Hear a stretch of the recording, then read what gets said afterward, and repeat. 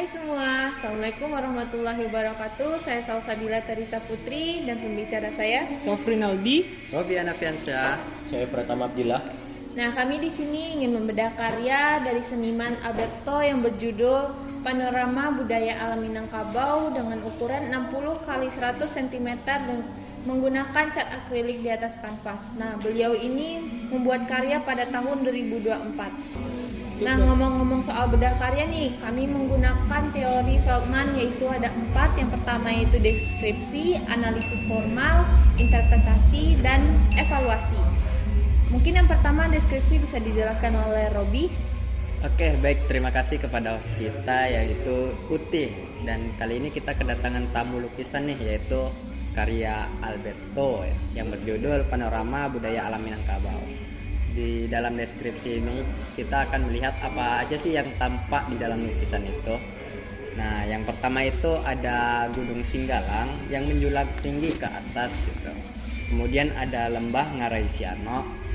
Terus ada lagi nih poin yang menarik, yaitu kerbau besar hampir seukuran lembah ya, setengah lembah, dengan mata tertutup dan menoleh ke belakang. Dan juga ada burung di atas punggung kerbau. Terus ada juga tuh detail kecil, yaitu rangkiang yang kecil di sebelah kanan bawah gitu. Kemudian ada sawah, terus ada pepohonan di situ. Satu lagi ada pohon kelapa gitu, berdiri sendiri. Terus ada yang menarik nih, soal kontras tumbuhan yang dibuat berwarna di sebelah kiri bawah. Dan juga ada siluet pedesaan di kaki gunung Singgalang tersebut. Mungkin itu saja Uti untuk deskripsinya. Wah, ternyata banyak yang ada nampak di lukisan ini. Mungkin yang selanjutnya itu analisis formal, mungkin bisa dijelaskan oleh Pratama. Oke, terima kasih Ti. Di analisis formal ini kan kami sudah melakukan beberapa penelitian nih terkait lukisan ini. Ini juga melanjutkan deskripsi yang sudah disampaikan Robi tadi. Nah, dalam analisis formal ini kami mengkaji meliputi elemen-elemen visual yang disajikan pada lukisan ini. Elemen visual yang pertama itu berdasarkan prinsip-prinsip seni atau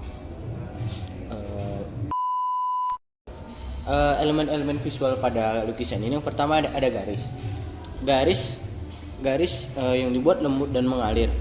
Kita perhatikan juga penggunaan kontur yang tegas untuk mendefinisikan bentuk utama seperti siluet gunung dan tubuh kerbau. Situ kan nampak kayak itu mempertegas bentuk gunung Singgalang itu sendiri. Dan tubuh kerbau yang dibuat supaya kerbaunya terlihat mencolok gitulah.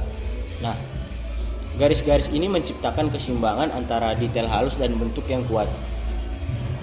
Yang kedua, dari analisis formal ini ada bentuk-bentuk organik seperti awan, dedaunan, memberikan kesan alami dan dinamis. Sementara bentuk-bentuk geometris seperti gunung dan tebing untuk menciptakan fondasi yang stabil. Jika kita perhatikan, bentuk-bentuk ini menciptakan ritme visual yang saling berinteraksi. Nah, dan untuk warna, sini kan kita lihat warna yang digunakan itu warna monokromatik, di mana warna monokromatik ini menciptakan suasana yang tenang dan mendamaikan. Serta kita lihat di situ ada tumbuhan yang memberikan kontras berwarna. Ini menandakan kesan yang menyegarkan dan menandakan adanya kehidupan. Jika kita perhatikan bagaimana gradasi warna digunakan untuk menciptakan efek kedalaman dan atmosfer pada lukisan ini. Pada analisis formal yang keempat ini ada tekstur. Penggunaan goresan kuas yang bervariasi untuk menciptakan ilusi tekstur.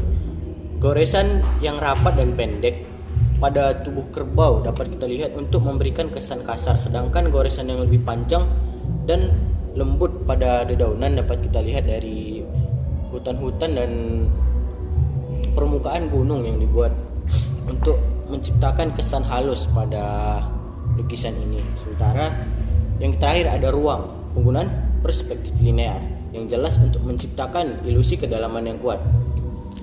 Objek-objek yang ditempatkan di latar depan seperti rumput bunga yang menjadi kontras pada lukisan ini.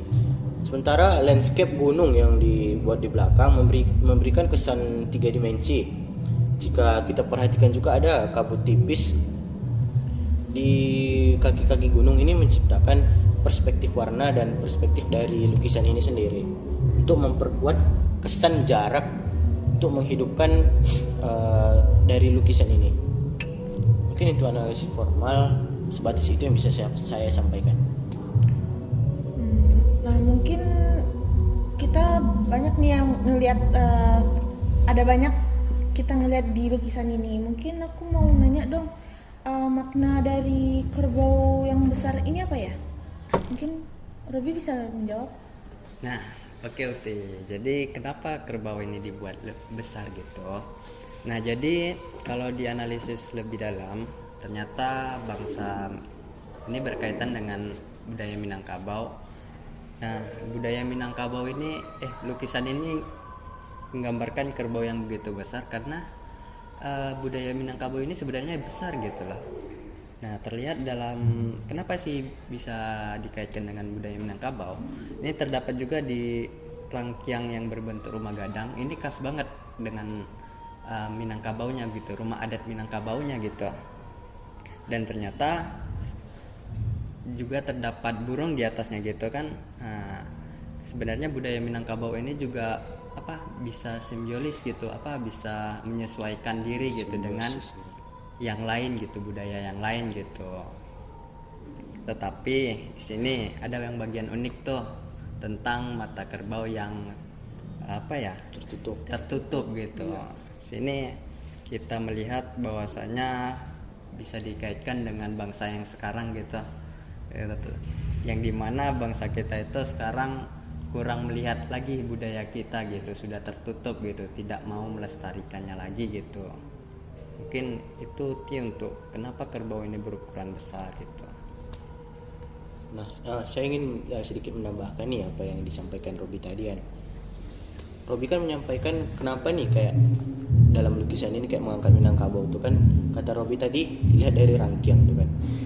Kalau dari pendapat saya, kenapa rangkiang itu dibuat kecil dan berwarna? Mungkin kayak walaupun kayak nilai budaya dalam diri kita ini sedikit, cuman kayak dibuat berwarna itu supaya biar tetap hidup gitu, walaupun sedikit namun tetap hidup dan tetap kayak masih mengangkat nilai leluhur dan nilai budaya itu sendirilah mungkin. Sementara untuk burung yang ada di atas kerbau itu mungkin untuk mengangkat nilai kayak simbiosis, mutualisme atau saling keterkaitan lah, kayak budaya Minangkabau dengan budaya yang lain atau dengan suku-suku yang lain. Nah mungkin bukan cuma rangkiangnya aja yang berwarna ya. Iya. Nah, kita bisa lihat juga yang di pojok sana juga berwarna. Itu maknanya apa ya? Mungkin kenapa dibuat tumbuhan itu berwarna? Kalau menurut saya mungkin untuk menghadirkan kontras, kayak lukisan ini lebih hidup gitu, kayak menghadirkan kesan yang menyegarkan dan kayak mungkin bisa dibilang kayak menyehatkan gitulah. Kalau lihat yang hijau-hijau itu kan kayak kita nampak segarnya. Biar kayak kalau misalnya dibuat semua monokrom kan kesannya kayak terlalu gimana ya, terlalu monoton gitu dia. Jadi kayak diberikan kontras, kayak langsung fokus nih nampak ke yang berwarnanya. Mungkin hanya itu ya. Dan juga warna gelap ini juga menciptakan suasana yang tenang gitu bagi kita gitu. Dan juga untuk ngajak para penikmatnya itu untuk merenung tentang makna keberadaan budaya alam Minangkabau gitu, dan kita buktikan bahwa alam Minangkabau itu juga harus berwarna gitu.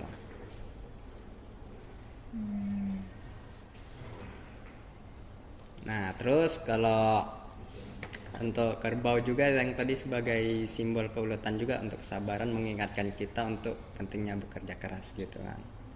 Kita harus membangun budaya kita gitu. Nah, kita kan udah tahu dari makna dari kerbau yang besar ini, ada burung, ada rangkiang, dan ada tumbuhan yang cuma berwarna. Nah, jadi kesimpulan dari keseluruhan lukisan ini apa ya? Jadi dapat saya simpulkan dari pernyataan Robi dan Tama tadi tentang lukisan ini sebagai sebuah referensi tentang kehidupan manusia dalam konteks alam budaya Minangkabau. warna gelap dan suasana yang tenang, menciptakan suasana meditatif dan mengajak penikmatnya untuk merenung tentang makna keberadaan budaya Minangkabau. Pada zaman sekarang, alam yang luas dan beragam menjadi latar belakang bagi kehidupan manusia yang sederhana namun harus penuh makna. Kerbau sebagai simbol yang luar dan kesabaran mengingatkan kita akan pentingnya bekerja keras dan menghargai budaya yang kita miliki. Kehadiran rangkiang dalam lukisan ini sebagai simbol budaya memperkuat pesan tentang pentingnya melestarikan nilai-nilai tradisional dan kearifan lokal budaya Minangkabau. Mungkin sekian dari yang saya tangkap dari pernyataan dari Robi dan Tama tadi. Wah, ternyata banyak juga interpretasi dari narasumber kita kali ini. Dan selanjutnya itu mungkin dari tahap bedah karya ini kan ada terakhir yaitu evaluasi. Mungkin evaluasi ini bisa dijelaskan oleh Safrinaldi. Baik, evaluasi dari karya ini, lukisan ini kuat secara visual, emosi. Walaupun karya ini dibuat hitam putih ataupun monokrom, ada juga sedikit warna-warna di bagian bawah pada lukisan tersebut. Seniman ini mampu membuat komposisi atau simbolisme yang kuat untuk menghasilkan karya yang mampu menyentuh hati para penggemarnya. Karya ini tidak hanya memiliki nilai estetika yang tinggi, tetapi juga memiliki nilai histori budaya yang signifikan. Lukisan ini dapat menjadi referensi visual bagi generasi mendatang untuk memahami keindahan dan kekayaan budaya alam Minangkabau. Mungkin sekian dari evaluasi yang saya tanggap dari lukisan ini. Menarik juga ya pembahasan kita kali ini, banyak banget pesan moral yang bisa kita ambil dari lukisan ini. Mungkin saya mewakili mereka bertiga meminta maaf atas salah katanya. Kami undur diri. Assalamualaikum warahmatullahi wabarakatuh. See you next time. Jangan lupa subscribe di bawah ini. Jangan lupa klik notif di bawah ini. Dah.